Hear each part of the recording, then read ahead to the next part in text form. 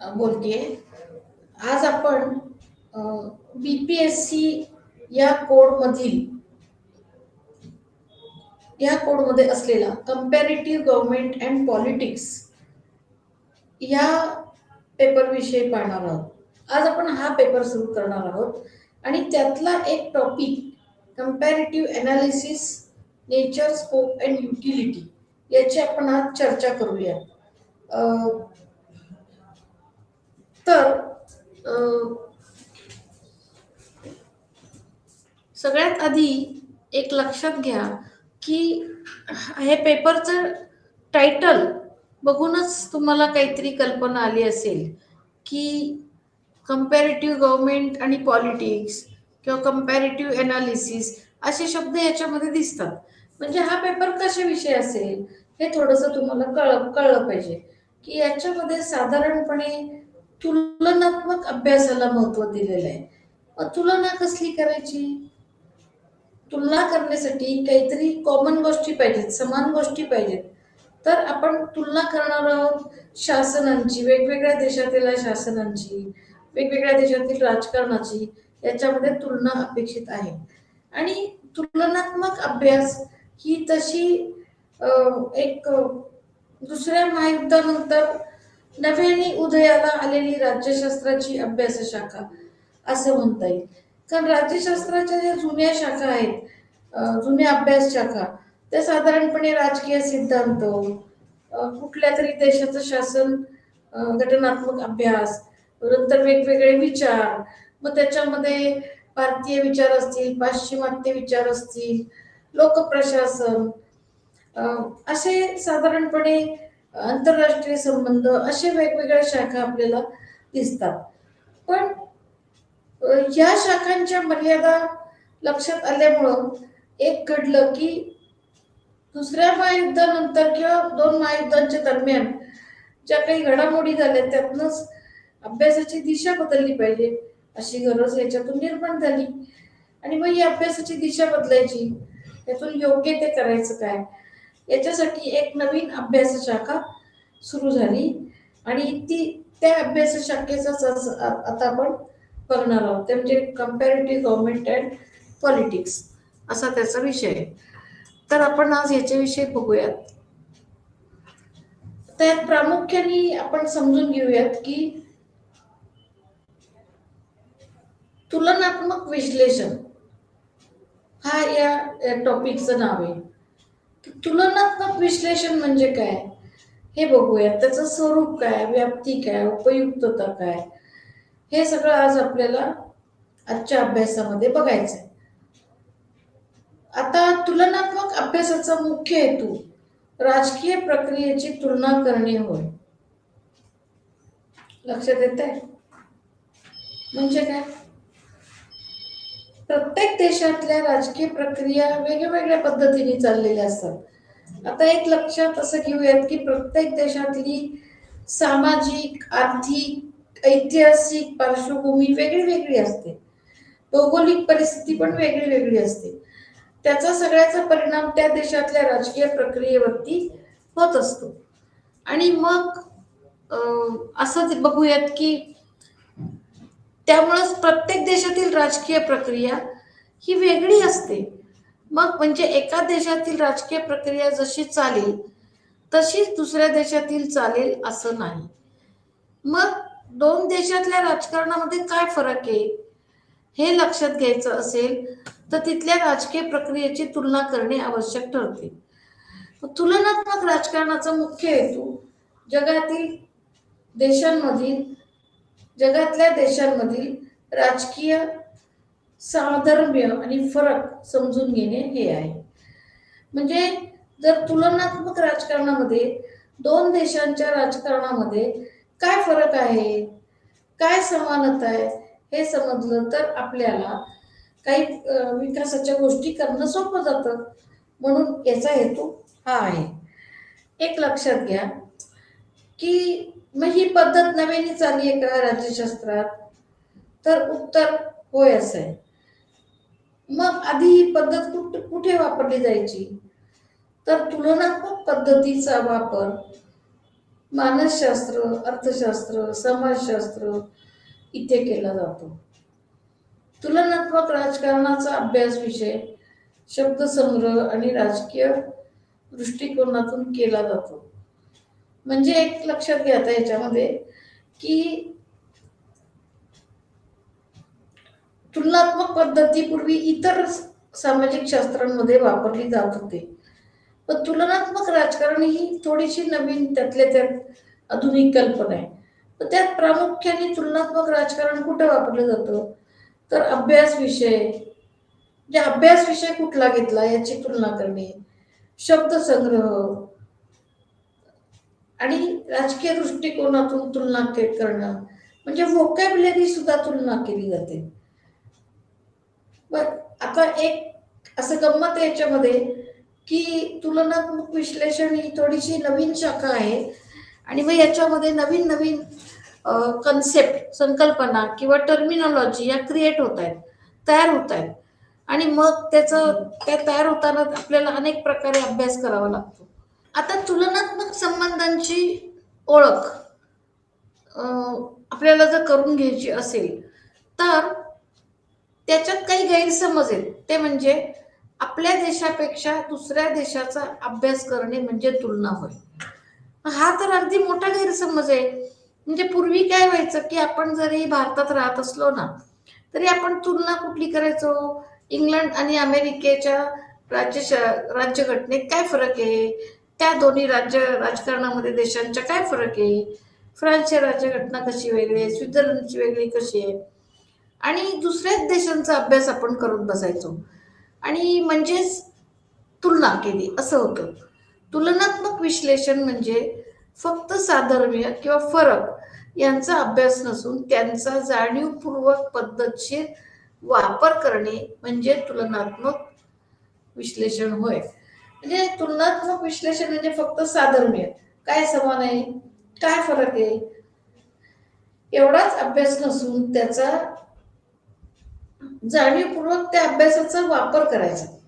राजकीय प्रक्रियेचा बदलत्या व्यापक चौकटीमध्ये अभ्यास करणं म्हणजे तुलनात्मक अभ्यास होय. म्हणजे तुलनात्मक अभ्यासाचा जो स्कोप आहे, व्याप्ती आहे, ती मोठी आहे. म्हणजे आता लक्षात घ्या की राजकारण हे सतत बदलत आहे, त्याचे संदर्भ बदलत आहेत आणि मग राजकीय प्रक्रियेचा त्या संदर्भात, बदलत्या संदर्भात, व्यापक संदर्भात अभ्यास करणे म्हणजे तुलनात्मक अभ्यास होय.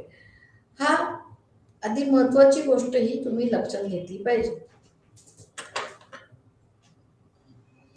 मग आता आपण हे शब्द जे आहेत हे नेहमीच वापरले जातात. तुलनात्मक राजकारण, तुलनात्मक शासन हे वापरले जातात.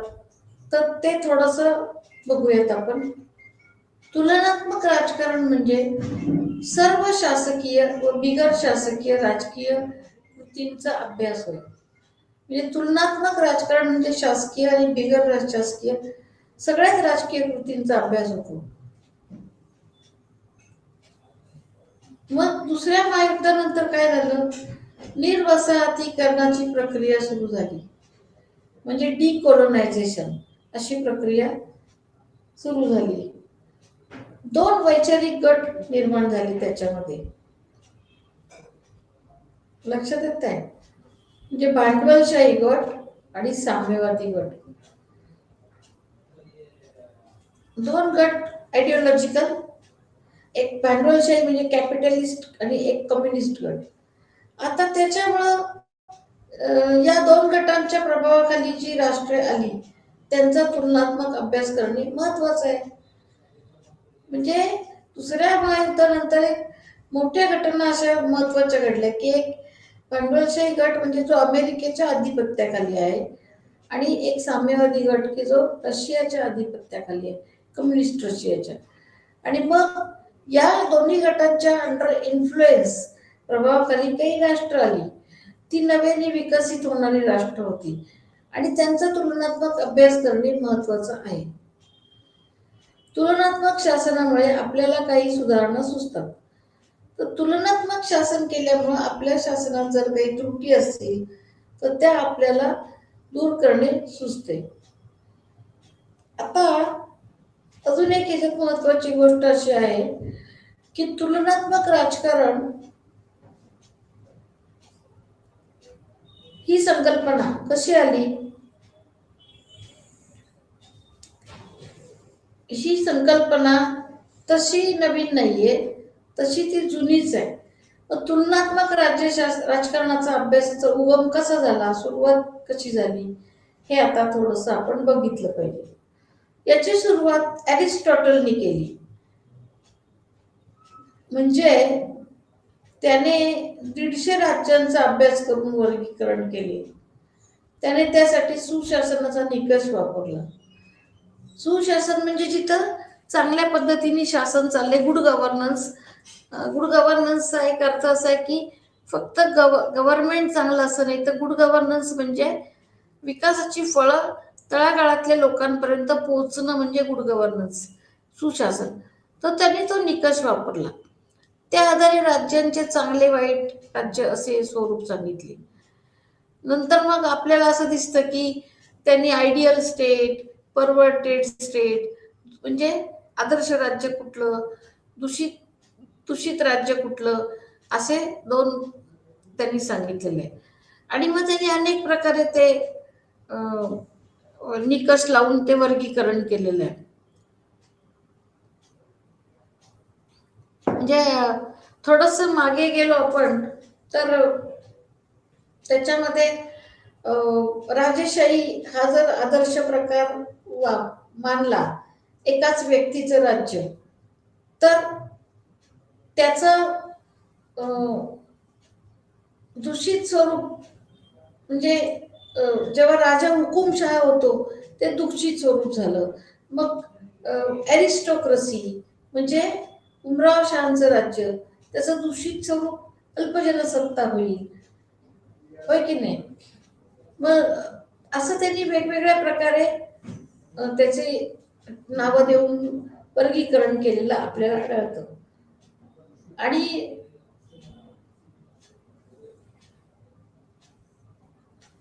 पॉलिटी जेव्हा अनेक लोकांचं राज्य, तर पॉलिटी आणि त्याचं दूषित म्हणजे डेमोक्रेसी, म्हणजे डेमोक्रेसीला तो दूषित स्वरूप मानतो. तर आता याच्यात लक्षात घ्या की त्यांनी त्याच्या परीने विश्लेषण केलं. पण दुसरी गोष्ट, अरिस्टॉटलच्या काळामध्ये सगळ्याच नागरिकांना राजकारणामध्ये सहभाग नव्हता. आपण असं बघतो की कित्येक गुलाम स्त्रिया यांना राजकारणामध्ये कुठेही स्थान नव्हतं. म्हणजे लिमिटेड लोकांचंच राज्य तिथे होतं आणि त्या लिमिटेड लोकांच्या राज्याला तो राज्यकारभार म्हणतो आणि त्यांनी त्याची तुलना केलेली. मग या कामाचा आधार नंतर पॉलिबियस, सिसेरो यांनी घेतलेला दिसतो. हे सगळे रोमन विचारवंत आहेत. म्हणजे पॉलिबियस आणि सिसेरो यांनी पण अरिस्टॉटलची री ओढलेली दिसते. त्यांनी पण या प्रकारे वर्गीकरण करून अभ्यास केलेला दिसतोय. ओके. नंतर Niccolo Machiavelli, John Locke, Max Weber यांनी त्याच्यात अजून भर घातली. म्हणजे हा जो अभ्यास चाललेला आहे हा काही आज नवीन निर्माण झालाय असं नाहीये, तर हे फार अनादी काळापासून अशा प्रकारचे अभ्यास पूर्वीपासून चाललेले आहेत. त्याची सुरुवात जी आहे, अरिस्टॉटलनी तुलनात्मक अभ्यास करण्याची सुरुवात केली असं आपल्याला म्हणता येईल. म्हणजे अरिस्टॉटलला राज्यशास्त्राचा जनक म्हणतात, तसंच तुलनात्मक राजकारणाचा अभ्यास करण्याची सुरुवात पण अरिस्टॉटलनी केली असं आपल्याला म्हणता येईल. कारण प्लेटो नंतर त्याचा जो शिष्य अरिस्टॉटल हा जास्त व्यावहारिक होता. प्लेटो हा खूप आदर्शवादी असा विचारवंत होता. यानंतर आपण बघू, याच्या पुढचा भाग बघूयात आपण आता. याचा जो पुढचा कालखंड आहे तो म्हणजे 19व्या शतकाचा उत्तरार्ध ते 20व्या शतकाचा प्रारंभ, असं आपल्याला हा एक पिरियड आपल्याला करता येईल की या पिरियडमध्ये काय तुलनात्मक अभ्यासाच्या संदर्भामध्ये काय काय गोष्टी घडामोडी घडल्या ते आपल्याला बघावं लागेल. 19व्या शतकाचा जो उत्तरार्ध आहे आणि त्यानंतर या काळात आपल्याला असं दिसतं की उदारमतवादी विचार प्रणालीचा प्रभाव आपल्याला खूपच दिसतो या काळामध्ये. त्या काळात उदारमतवादाचं वारं वाहत होतं. म्हणजे उदारमतवादाने अनेक लोक भारावून गेलेले होते आणि खूप त्याचा प्रसार चाललेला होता. मग या काळामध्ये काही लिखाण प्रसिद्ध झालं. ते म्हणजे जेम्स ब्राईटचं मॉडर्न डेमोक्रेसी 1921 मध्ये प्रसिद्ध झालं. हर्मन फायनरचं theory and practice of modern democracy 1932. Carl J फ्रेडरिकचं कॉन्स्टिट्यूशनल गव्हर्नमेंट अँड पॉलिटिक्स 1937 मध्ये प्रसिद्ध झालं. रॉबर्ट मिचेल्सचं पॉलिटिकल पार्टीज 1915. मॉरिस डुअर्जरचे पॉलिटिकल पार्टीज 1950. या सर्व लेखकांनी संस्थांच्या तुलनात्मक अभ्यासाला महत्त्व दिले आहे. आता बघा, सगळ्यांनी या प्रकारचं लेखन केलेलं आहे आणि हे सगळ्यांचं म्हणणं आहे की तुलनात्मक अभ्यास केला पाहिजे. सत्ता विभाजन, शासनाच्या विविध स्तरांमधील संबंध यांना महत्त्व दिले. हे सर्व अभ्यास युरोप केंद्रित होते आणि मर्यादित होते. म्हणजे कसं आहे की वेगवेगळ्या प्रकारचं लिखाण या काळात प्रसिद्ध झालं, बरोबर आहे. पण हे सगळे अभ्यास कसे होते माहिती आहे का, की हे लिमिटेड विचार करणारे होते. म्हणजे सत्ता विभाजन, शासनाच्या विविध स्तरांमधील संबंध यांना महत्त्व कमी दिले. आणि हे सगळे अभ्यास जे होते ते युरो केंद्रित होते. म्हणजे काय, युरो केंद्रित म्हणजे युरोसेंट्रिक, म्हणजे युरोप पुरते मर्यादित होते. युरोपमधल्या देशांचाच याच्यात अभ्यास केला जायचा. म्हणजे हे सगळं जो अभ्यास होता तो मर्यादित स्वरूपात होता, खूप व्यापक स्वरूपाचा अभ्यास नव्हता. म्हणजे 19व्या शतकाचा उत्तरार्ध ते 20व्या शतकाचा प्रारंभ या काळामध्ये हा जो तुलनात्मक अभ्यास होता तो मर्यादित स्वरूपात होता आणि तो युरोप केंद्रित होता. त्याला युरोसेंट्रिक असं म्हणतात. म्हणजे याच्यामध्ये जगातील सगळ्याच राज्यांचा विचार केला गेला होता असं नाहीये. बहुतांशी राज्य ही दुर्लक्षितच होती. याचं कारण असं आहे की या काळामध्ये विकास पावलेली जी राष्ट्र होती ती सगळी युरोपमध्ये होती आणि बाकीची जी राष्ट्र होती ती सगळी मागासलेली विकसनशील अशी होती. आणि मग म्हणून साधारणपणे अभ्यासाचा भर हा युरोपमधल्या राष्ट्रांमध्येच आपल्याला दिसतो.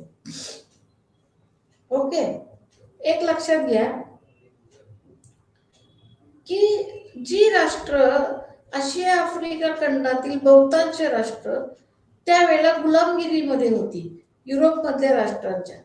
मग आता एक नैसर्गिक असं आहे की जी राष्ट्र म्हणून अस्तित्वात आलेली नाहीत, त्यांना स्वतंत्र स्थान नाही, तर त्यांचा अचानक राजकारणावरती कसा प्रभाव पडणार आणि त्यांचा अभ्यासामध्ये त्यांना कोण महत्त्व देणार, हा नैसर्गिक प्रश्न आहे. आणि याच कारणामुळे या राष्ट्रांना राजकारणाच्या अभ्यासात काही महत्त्व नव्हतं असं दिसतंय.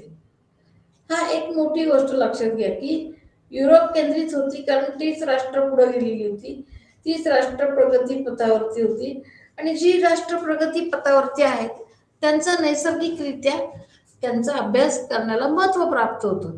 जी राष्ट्रच गुलामगिरीत आहेत, जी राष्ट्रातून स्वतंत्रच नाही झाली, जी राष्ट्र पावलावर पाऊल टाकतात युरोपमधल्या राष्ट्रांच्या, त्यांचं अभ्यासातलं महत्त्व खूप कमी होतं.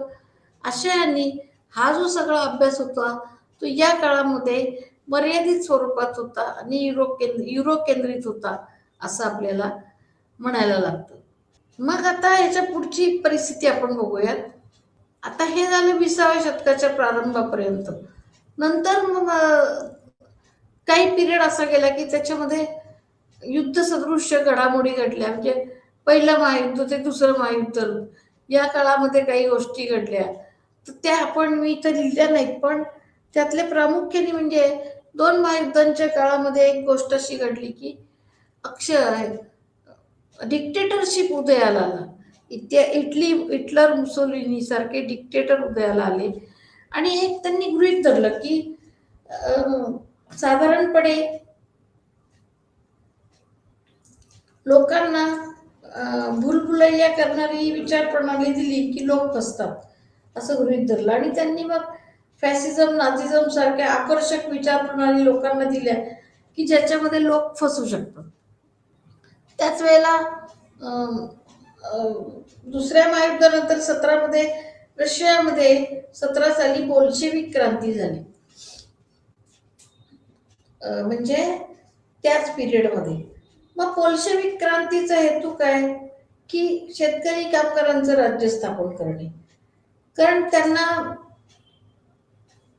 रशियाची जी आधीची राज्य व्यवस्था होती ती आठवा, ती कशी होती? फ्युडल सिस्टीम होती, सरंजामशाही व्यवस्था होती. आणि त्याच्यातून अचानक त्यांना मधली जी अवस्था आहे कॅपिटलिझम ती न घेता अचानक त्यांना साम्यवादी यशस्वी राज्य निर्माण करायचं होतं. आणि म्हणून बोल्शेविक क्रांती झाली. तिने दुर्बल राष्ट्रांना उदारमतवादी भांडवलशाही विरुद्ध एक विचार प्रणाली पुरवली. म्हणजे त्यांनी काय केलं की जी नव्याने राज्य सूत्र उभारतात त्यांना एक विचार प्रणाली पुरवली की जी त्यांना असं वाटतं की ही विचार प्रणाली आपण जर अंगीकारली तर आपली प्रगती होईल.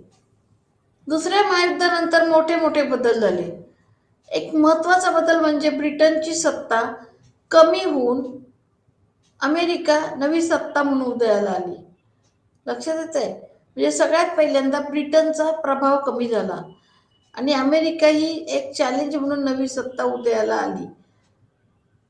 म्हणजे ज्या अमेरिकेला आपण कधीही गृहीत धरलं नव्हतं की महासत्ता होईल. सगळे महासत्तेविषयीची स्वप्न युरोपमधल्या राष्ट्रांमध्येच एकमेकांमध्ये वाटली जायची आणि त्याबद्दल ते एकमेकांकडून हव्या त्या गोष्टी घेत होत्या. आणि मग ब्रिटनची सत्ता कमी झाली आणि अमेरिकेची नवीन महासत्ता म्हणून ही एक मोठी गोष्ट आहे. जगाची वाटणी त्यामुळे विभागणी पूर्व आणि पश्चिम अशा 2 गटात झाली. म्हणजे अमेरिका ही नवीन उदयोन्मुख सत्ता असं एक चित्र निर्माण झालं. आता अमेरिका अचानक कशी काय नवीन सत्ता झाली? तर एक महत्वाची गोष्ट लक्षात घ्या. पहिलं महायुद्ध आणि दुसरं महायुद्ध या दोन्ही महायुद्धांमध्ये अमेरिकेचा फारसा सहभाग नव्हता. दुसऱ्या महायुद्धात सुद्धा अमेरिका अगदी थोडी शेवटी उतरली. पहिल्या महायुद्धात तर पूर्ण अलिप्त होती. शिवाय अमेरिकेचं भौगोलिक स्थान इतर जगापासून देशांपासून वेगळं होतं आणि थोडस अलिप्त. परिणाम असा झाला की महायुद्धांच्या झळा अमेरिकेपर्यंत पोचल्याच नाही. परिणामी त्यांची आर्थिक प्रगती खूप चांगली झाली असं म्हणता येईल आणि त्यामुळे आपोआप अमेरिकेचा आवाज वाढला. जगाची विभागणी पूर्व पश्चिम अशा 2 गटात झाली. म्हणजे पूर्वेकडे सगळी गरीब राष्ट्र आणि पश्चिमेकडे सगळी श्रीमंत राष्ट्र अशी सरळ सरळ 2 गटात त्याची विभागणी झालेली आपल्याला दिसते. आणि अजून एक असं गडबड अशी याच्यात झाली की ब्रिटनची सत्ता कमी झाली, बरोबर आहे. म्हणजे जो युरोपमधल्या देशांचा आशिया आफ्रिका खंडामधील गरीब देशांवरती होल्ड होता तो हळूहळू कमी झाला आणि ही राष्ट्र सगळी स्वतंत्र व्हायला लागली. म्हणजे यापूर्वी त्यांच्या वसाहती होत्या त्याचं स्वतंत्र राज्य निर्माण व्हायला लागलं. म्हणजे अशा वसाहती पोर्तुगीजांच्याही होत्या, डचच्या होत्या, डच लोकांच्या होत्या, तर त्या सगळ्या फ्री व्हायला लागल्या. ओके. याच दरम्यान एक गोष्ट अशी घडली की बहुसंख्य आशियाई आफ्रिकन राष्ट्रांनी युरोपच्या साम्राज्यातून स्वतःची सुटका करून घेतली आणि नव्याने राष्ट्र स्थापन केली. नवीन राष्ट्रांना समाजवादाने नवीन दिशा दिली. नवीन राष्ट्रांना समाजवादाने नवीन दिशा दिली. समाजवादाने एक त्यांच्यापुढे नवीन व्यवस्था ठेवली. कारण समाजवाद ही कल्पनाच नवीन. पूर्वी त्यांच्या डोळ्यापुढे समाजवाद नव्हताच. त्यांच्या डोळ्यापुढे ब्रिटनची राज्य व्यवस्था, अमेरिकेची, फ्रान्सची अशा टाईपच्या होत्या. पण समाजवादाने नवीनच स्वप्न या राष्ट्रांच्या पुढे ठेवली. काही नवीन राष्ट्रांनी तर दोन्ही गटांपासून अलिप्ततेचे धोरण स्वीकारले. काही नवीन राष्ट्र अशी होती की ते म्हणाले की आम्हाला भांडवलशाही गट पण नको आणि समाजवाद पण नको, तर अलिप्ततेचे धोरण स्वीकारले. काही राष्ट्रांनी विकासासाठी स्वतःचे नवीन धोरण आखले. काही राष्ट्रांनी म्हणजे याचं उदाहरण चांगलं देता येईल ते म्हणजे भारताने मिश्र अर्थव्यवस्थेचे धोरण स्वीकारले. म्हणजे काय, भारताने असं ठरवलं की आपल्याला जर प्रगती करायची असेल तर आपण भांडवलशाहीतल्या चांगल्या गोष्टी आणि समाजवादातल्या चांगल्या गोष्टी असं स्वीकारून मिश्र अर्थव्यवस्था स्वीकारली पाहिजे. म्हणजे मिक्स्ड इकॉनॉमी ही कन्सेप्ट जी आहे ती भारताची आहे. भारतासारखंच दुसऱ्या अनेक देशांनी मिक्स्ड इकॉनॉमी ही कन्सेप्ट स्वीकारलेली दिसते. आता याच्या पुढे जाऊन आपल्याला असं म्हणता येईल की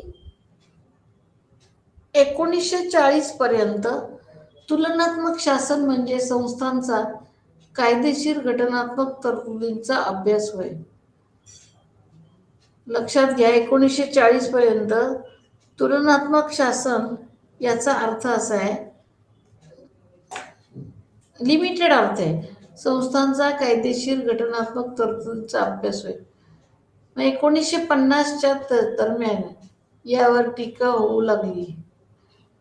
याचे मूळ या सुमारास वर्तनवादी दृष्टिकोन उदयास आला त्याच्यामध्ये आपल्याला दिसते. वर्तनवादी चळवळीने राज्यशास्त्राच्या अभ्यासाला एक राष्ट्रीय अधिष्ठान प्राप्त करून दिलेले आहे. यात सांख्यिकीय विश्लेषणाला महत्व दिले. 1900 मग काय झालं की आता आपण बघितलं की एक लिमिटेड स्कोप आहे की कायदेशीर घटनात्मक तरतुदींचा अभ्यासाचा एक मर्यादित स्कोप आहे.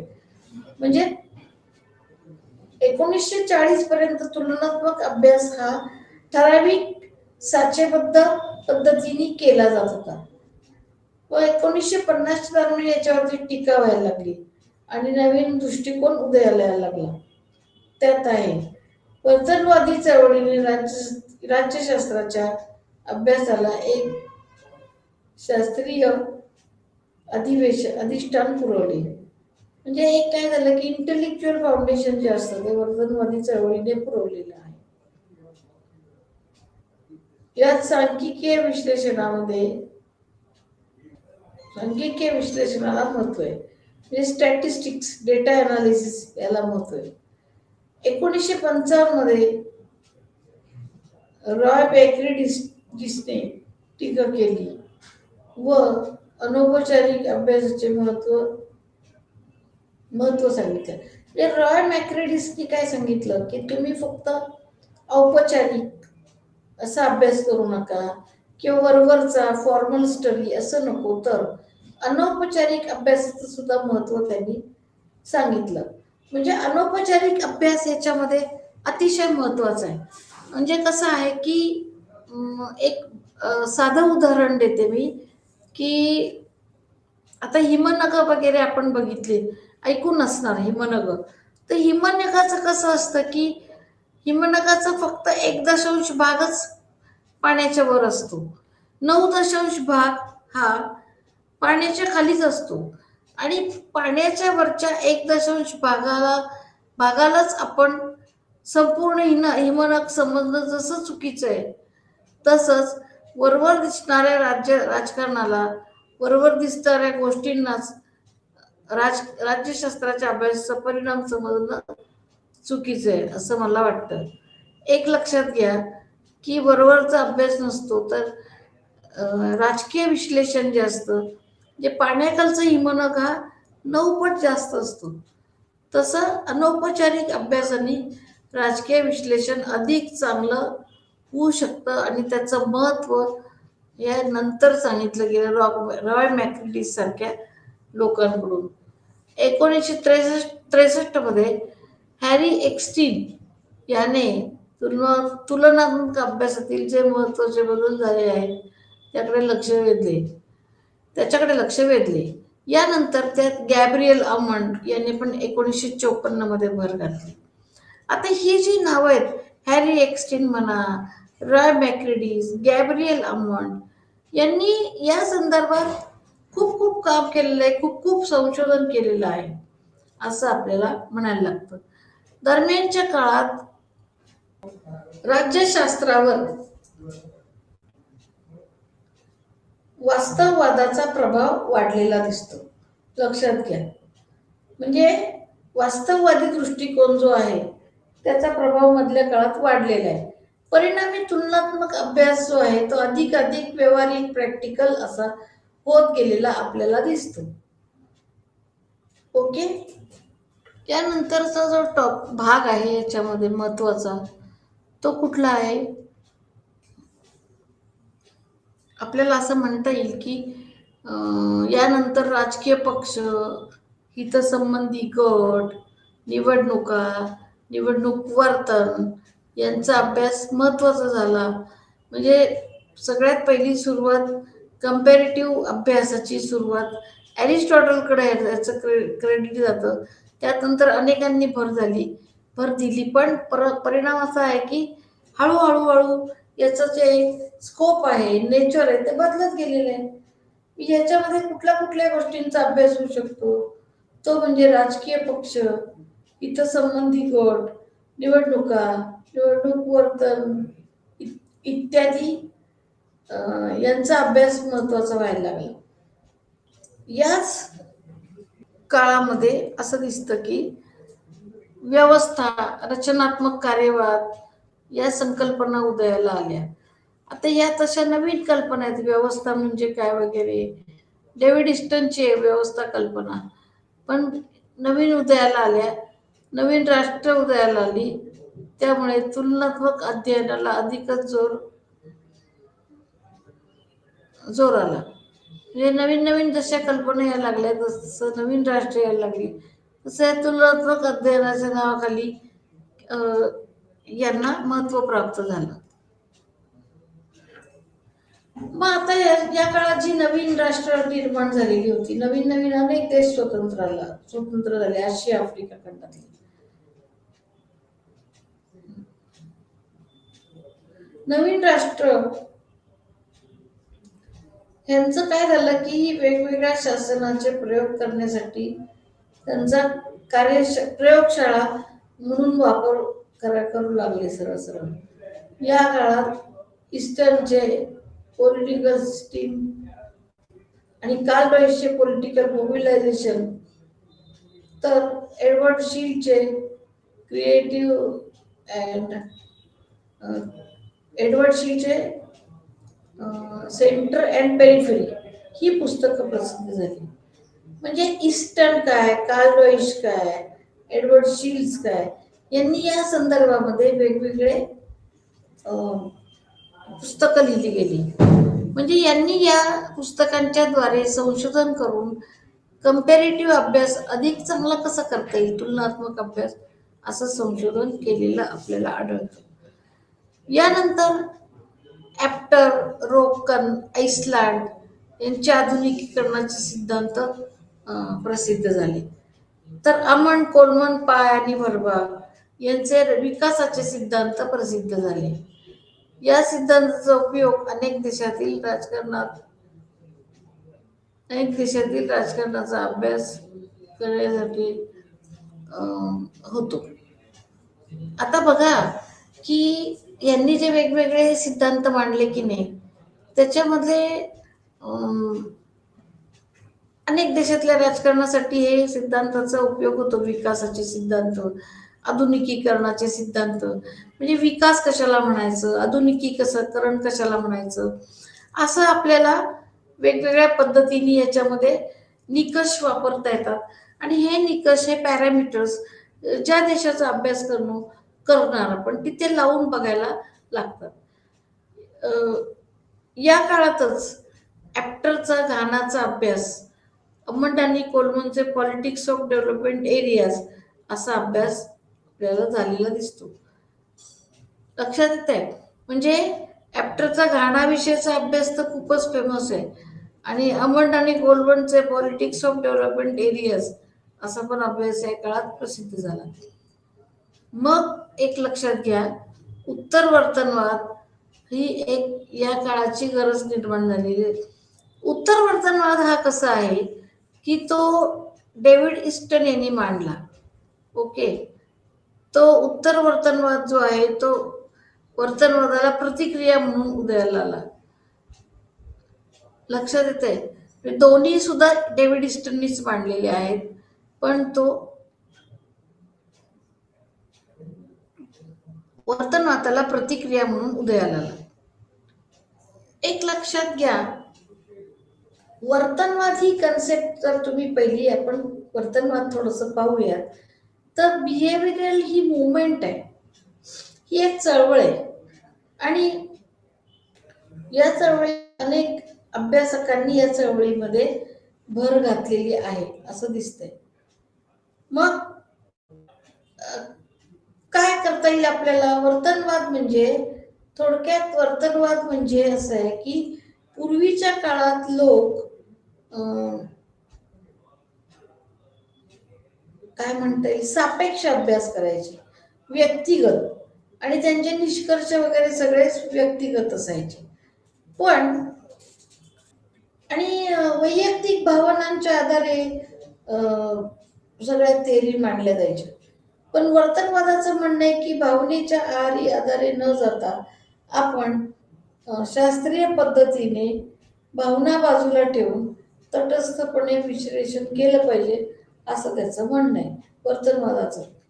उत्तर वर्तनवाद जो आहे हा कसा उदयाला आला? हा पण ईस्टननीच मांडला. तर ईस्टनचं काय म्हणणं आहे की ठीक आहे ना, वर्तनवादाच्या काही मर्यादा आहेत. तो वर्तनवादाचा अभ्यास असा ड्राय होतो, कोरडा होतो, आणि तो साक्षेपी नसल्यामुळे त्याच्यामध्ये मानवी जो मानवी व्यक्तिमत्वाचा पैलू आहे तो हे झालेला असतो. एक लक्षात घ्या की मग वर्तनवादाचा अभ्यास सुद्धा काही खूप उपयुक्त वाटला असं नाहीये. मग वर्तनवादाला प्रतिक्रिया म्हणून उत्तर वर्तनवाद अस्तित्वात आला. आणि उत्तर वर्तनवादामध्ये सुद्धा तंत्रज्ञानापेक्षा आशयाला महत्व आहे. आणि उत्तर वर्तनवाद हा थोडासा ॲज इफ कॉम्प्रोमाइज आयडियोलॉजी असल्यासारखा उदयाला आलेला आपल्याला दिसतो. आणि म्हणून उत्तर वर्तनवाद हा मध्यम मार्गी विचार आहे. ओके. आणि पूर्वीच्या याला रिॲक्शन म्हणून वर्तनवाद, आणि त्या दोघांचं सिंथेसिस म्हणून उत्तर वर्तनवाद असं आपल्याला बघावं लागेल. म्हणजे उत्तर वर्तनवाद हा ॲज इट मध्यम मार्गी विचार आणि हे सिंथेसिस असल्यासारखं. आता याच्या पुढची एक स्टेप आपण बघूयात की आता आपण बघितलं उत्तर वर्तनवाद कसा निर्माण झाला, त्याच्यातलं काय काय कसं कसं चॅलेंजेस झाले हे पण आपण बघूयात. 1970 हे जे दशक आहे हे विकासाला आव्हान म्हणून आपल्याला बघता येतं. कारण या काळामध्ये विकासाला दोन आव्हाने होती. विकास ही कन्सेप्ट सोपी नाहीये. त्याला दोन चॅलेंजेस होती प्रमुख. एक तर अवलंबन म्हणजे डिपेंडन्सी, आणि कॉर्पोरेट क्षेत्र म्हणजे कॉर्पोरेटिझम, दोन त्याला आव्हानं होती विकासाला. आणि या काळात तिसऱ्या जगातील विकसनशील राष्ट्रांसाठी विकासाचे प्रारूप तयार करण्याचे आव्हान येथे निर्माण झाले. अवलंबन सिद्धांताने अंतर्गत वर्गरचना व अंतर्गत बाजारपेठेकडे दुर्लक्ष केल्याबद्दल टीका झालेली आहे. म्हणजे अंतर्गत सिद्धांतांनी, अवलंबन सिद्धांतांनी जी समाजामध्ये वर्गरचना असते आणि अंतर्गत बाजारपेठ असते, आंतरराष्ट्रीय बाजारपेठ, त्याकडे दुर्लक्षच केलंय.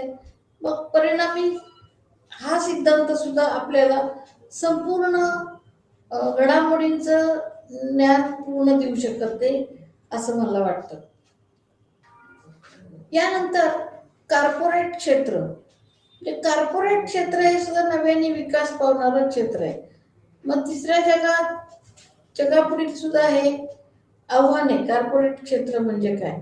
एक लक्षात घ्या की तिसऱ्या जगामध्ये जी विकसनशील राष्ट्र आहेत त्यांच्यासाठी विकासाचं प्रारूप तयार करण्याचे आव्हान आहे.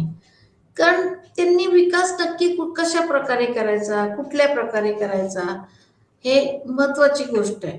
आणि त्याच्यासाठी एक मॉडेल त्यांना दिलं पाहिजे, हे आव्हान आहे. आता अवलंबन सिद्धांताने काय केलं, की अंतर्गत वर्गरचना व आंतरराष्ट्रीय बाजारपेठेकडे दुर्लक्ष केल्याबद्दल टीका आहे. म्हणजे अवलंबन सिद्धांताच्या विषयी असं म्हणलं जातं की एक डोमेस्टिक क्लास सिस्टीम असते. प्रत्येक देशामध्ये एक स्वतःची क्लास सिस्टीम असते. कुठे कास्ट सिस्टीम असेल, कुठं अजून वंश भेदार्थी रचना अवलंबन असेल त्याच्याकडे, आणि आंतरराष्ट्रीय बाजारपेठेकडे दुर्लक्ष केल्याचं आपल्याला दिसतं. आता एक आहे की आंतरराष्ट्रीय बाजारपेठ ही फक्त एखाद्या देशावरती चालू नसते. तर आंतरराष्ट्रीय बाजारपेठ चालण्यासाठी अनेक प्रकारचे कॉम्प्रोमाइजेस आणि आपल्याला अनेक प्रकारचे टॅक्सेस द्यावे लागतात, तरच ती बाजारपेठ चालते. आणि आंतरराष्ट्रीय बाजारपेठेमध्ये कुठल्या तरी फुटकळ वस्तू खरेदी करण्यात पण अर्थ नाहीये. मग याच्या पुढचा जो पिरियड आहे तो घेऊ आता आपण. नेक्स्ट पिरियड जो आहे तो 1980च्या सुमारास पुन्हा राज्यांकडे केंद्रित झालं लक्ष. या काळात पुन्हा विकासाची गती कमी झाली, लोकशाहीची संक्रमणे अनुभवली, उदारमतवाद, खाजगीकरण करण्याचे विचार सुरू झाले. म्हणजे हे नवीनच विचार 80च्या सुमारास राज्यामध्ये सुरू झाले. 1980 मध्ये पुन्हा राजकीय व्यवस्थेचा अभ्यास केंद्रीभूत झाला. कारण राजकीय व्यवस्थेचा अभ्यास नसेल तर तुम्हाला पुढे जाता येणार नाही, असा त्याचा अर्थ होतो. लॅटिन अमेरिकेतील विशेषतः अर्जेंटिनामधील नोकरशाहीची अधिकारवादी राजवटींनी लक्ष वेधून घेतलेलं आपल्याला आढळते. 1980 मध्ये पुन्हा काय झालं, राज्यांकडे अभ्यास केंद्रीभूत झाला. म्हणजे जी आधीचे विचार राज्य सोडून इतर ठिकाणी अभ्यास करू लागले ते पुन्हा राज्याकडे त्यांचं डायव्हर्शन झालेलं आहे. 20व्या शतकाच्या उत्तरार्धात जागतिकीकरणाचे वारं होऊ लागले. 1960 ते 1980 च्या काळात तुलनात्मक अभ्यासाचे वारे वाहत होते. अधिक भर हा सांस्कृतिक विशिष्ट अभ्यासावर दिलेला दिसतो. म्हणजे 20व्या शतकाच्या उत्तरार्धामध्ये जागतिकीकरणाचं वारं व्हायला लागलं. 1960 ते 1980 काळात तुलनात्मक अभ्यासाचं वारं वाहत होतं. आता एक नवीन मुद्दा आपण असं बघूयात, तो कुठला आहे बरं? नागरी समाज आणि लोकशाहीकरण, म्हणजे सिव्हिल सोसायटी आणि डेमोक्रेटायझेशन. नागरी समाज हा अतिशय काय म्हणता येईल त्याला, त्रास अतिशय निर्माण होणं, खूप तयार होण्यासाठी त्रास होतो.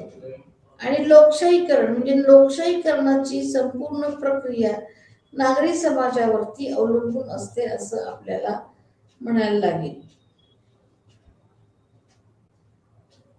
फ्रान्सिस फुकुयामा यांनी end of history and the last man असं एक पुस्तक लिहिलं 1992 मध्ये. या पुस्तकात कल्पनांचा इतिहास संपलेला आहे. म्हणजे बघा, कल्पनांचा जो इतिहास तो त्यांनी संपवला. टायटल काय दिलं? End of history and the last man.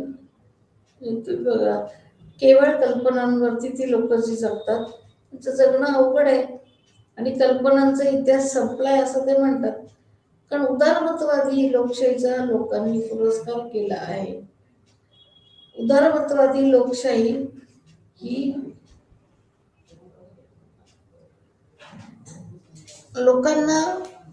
लोकांमध्ये लोकप्रिय झाली. डॅनियल बेल काय म्हणतो की या संदर्भात त्याचं एक पुस्तक आहे एंड ऑफ आयडियोलॉजी. तो असं म्हणतो की विचार प्रणालीचा ऱ्हास झालाय का, याची सगळी चर्चा त्यांनी त्या पुस्तकात केलेली डॅनियल बेलनी. त्याचं म्हणणं जर तुम्ही बघितलं नीट आदर्शपणे तर आज कुठल्याही व्यवस्थेमध्ये आदर्शपणे एक व्यवस्था राबवली असं दिसत नाही. म्हणजे आता ह्याच्यात किती महत्वाची गोष्ट आहे की खरंच एंड ऑफ आयडिओलॉजी झालंय का हे जरा बघितलं पाहिजे. कारण एंड ऑफ आयडिओलॉजी ही हा जो डिबेट आहे, ही जी चर्चा आहे, ती एंड ऑफ थिअरीला रिॲक्शन म्हणून आलेली आहे. एंड ऑफ थिअरी म्हणजे कुठल्याही गोष्टीला थिअरी असते. आज असं दिसतंय की थिअरी आज सच नाही, सगळं प्रॅक्टिकलच आहे.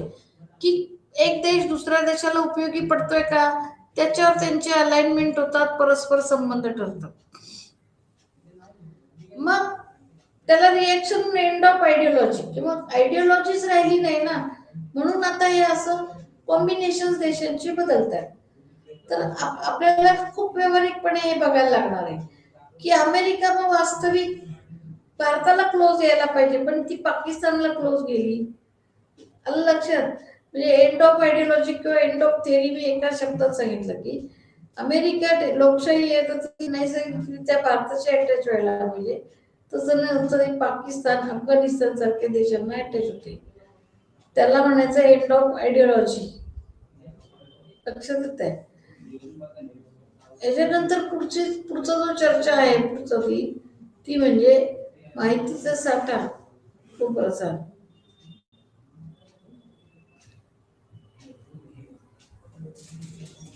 आता काय बरं याचा अर्थ होतो? जागतिकीकरणानंतर माहिती व तंत्रज्ञानात खूप मोठी भर पडली. म्हणजे त्याला एक शब्द आहे की माहितीचा विस्फोट किंवा एक्सप्लोजन ऑफ नॉलेज असा शब्द तुम्ही कुठतरी ऐकून असाल. ते जागतिकीकरणामुळे तुम्हाला कुठलीही माहिती मिळवायला त्रास होत नाही. लक्षात येत आहे? एका क्लिक वरती हवं तेवढं तुम्हाला माहिती मिळवता येते. शिवाय तुम्हाला मदतीला इंटरनेट आहे, वेबसाईट आहे, त्याचा वापर वाढलेला आहे. त्यामुळे माहितीचे विश्लेषण करणे सोपे झाले. आज तुम्हाला जस्ट एका क्लिक वरती एखाद्या विषयाची माहिती पाहिजे असेल तर तुम्हाला त्याच्याविषयी 10 पायरी पुढे येतात, त्यातून तुम्ही ती माहिती पिकअप करू शकता. यानंतर माहितीचे विश्लेषण सोपं झालं. या प्रसारामुळं लोकशाहीचा प्रसार होणे सोपं झालं. आता माहितीचा प्रसार विश्लेषण सोपं झालं की आपोआपच लोकशाहीचा प्रसार सुद्धा सोपं होतो. कारण लोकशाहीचा प्रसार आणि त्याचं स्थैर्य हे मूळ म्हणजे त्या देशामध्ये माहितीचं विश्लेषण कसं केलं जातं, इंटरनेट वेबसाईट कशा आहेत, त्या स्वतंत्र आहेत का, याच्यावरती अवलंबून असतं. आता आपण हे सगळं बघितल्यानंतर मनात एक प्रश्न तुमच्या निर्माण झाला असेल की हे सगळं कशासाठी करायचं आपण. झालंच ना. हे सगळं याच्यासाठी करायचं की तुलनात्मक राजकारणाच्या अभ्यासाची उपयुक्तता काय. कशासाठी तुलनात्मक अभ्यास करायचा आपण, तर सिद्धांताची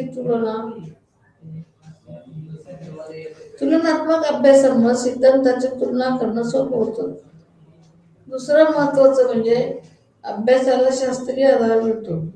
तुलनात्मक अभ्यासाला शास्त्रीय आधार खूप महत्वाचा आहे. म्हणजे घरामध्ये थोडंफार त्याचं बाळकडू असेल किंवा थोडंसं सराउंडिंग तसं असेल तर त्या मुलाला तो अभ्यास करणं सोपं जाईल. आणि पुढचं म्हणजे राजकीय प्रक्रियेचा व्यापक अभ्यास. म्हणजे तुलनात्मक अभ्यासामुळे राजकीय प्रक्रियेचा व्यापक अभ्यास करणे सोपे जाते असं आपल्याला म्हणता येतं. म्हणजे तुलनात्मक राजकारणाच्या अभ्यासाची उपयुक्तता आपल्याला अनेक प्रकारे दिसून येते.